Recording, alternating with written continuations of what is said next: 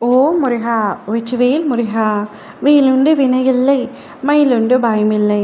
என் அன்பு தங்கமே, நீ உயிராகவும் உண்மையாகவும் நேசிக்கும் ஒருவர் உன்னிடம் ஒன்று சேர்க்க மறுக்கின்றார்.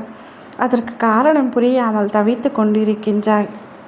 உனக்கு எப்படி அவரிடத்தில் பல எதிர்பார்ப்புகள் இருக்கின்றதோ அதே அளவிற்கான எதிர்பார்ப்பு அவருக்கும் உன் மீது இருக்கின்றது. ஆனால் அது சற்று குறையும் பொழுது அவருக்கு உன் மீது வெறுப்பு உண்டாகின்றது. அந்த வெறுப்பினால் மட்டுமே உன்னிடத்தில் அந்த உறவு ஒன்று சேர மறுக்கின்றது. அப்படி என்ன வெறுப்பு அவருக்கு என் மீது என்று கேட்கின்றாயா? சொல்கின்றேன், உனக்கு புரியும்படி விளக்கமாகவே கூறுகின்றேன். இதை முழுவதுமாக கேள் தங்கமே. ஆரம்பத்தில் உங்களுடைய வாழ்க்கை இருந்த சந்தோஷம் வேறு, ஆனால் இப்பொழுது இருக்கும் சந்தோஷம் வேறு. இப்பொழுது உங்களுக்குள் சந்தோஷம் என்ற ஒன்றே இல்லாமல் சென்றுவிட்டது. அதற்கு காரணம் உன்னுடைய துணை உன்னிடத்தில் எதிர்பார்ப்பது அன்பு மட்டுமே. நீ மற்றவர்களின் பேச்சுக்களை கேட்டு அவரிடத்தில் சண்டை போடுகின்றாய். முக்கியமாக உன்னுடைய குடும்பத்தாரின் பேச்சை கேட்கின்றாய். நீ எந்த முடிவை எடுக்க வேண்டும் என்றாலும் உன்னுடைய துணையிடம் கலந்தாலோசிக்காமல் உன்னுடைய குடும்பத்திடம் முதலில் கலந்தாலோசிக்கின்றாய். அதுவே அவருக்கு காயத்தை ஏற்படுத்துகின்றது. அப்படியென்றால் நான் அவருக்கு முக்கியம் இல்லையா என்று யோசிக்கின்றார்.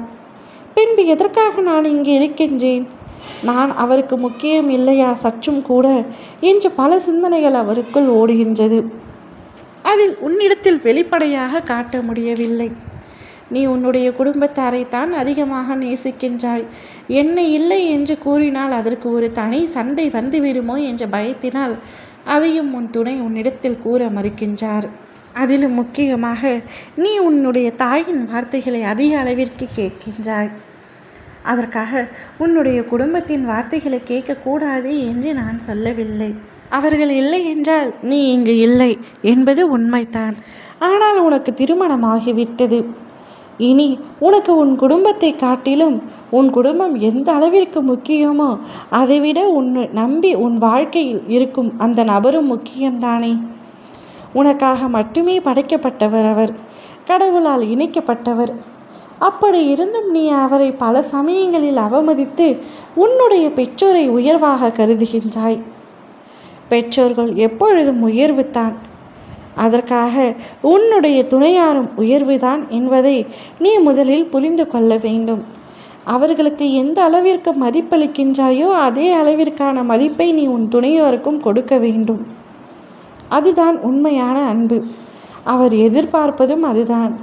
நீ அவருக்காக இவரிடத்தில் சண்டை போடுவது உன்னுடைய துணையாருக்கு சுத்தமாக பிடிக்கவில்லை. அதனால்தான் உன்னிடத்தில் ஒன்று சேர மறுக்கின்றார். வாழ்வதற்கே இப்பொழுது பயமாக இருக்கிறது என்று கூறும் அளவிற்கு அவர் மனம் நொந்து போயிருக்கின்றது. நீ உன்னுடைய துணையாருக்கு பிடித்த மாதிரி சந்தோஷமாக இருக்க வேண்டும், அன்பாக இருக்க வேண்டும். அதை மட்டுமே நான் உன்னிடத்தில் கூறுகின்றேன். ஓ முருகா, வெற்றிவேல் முருகா.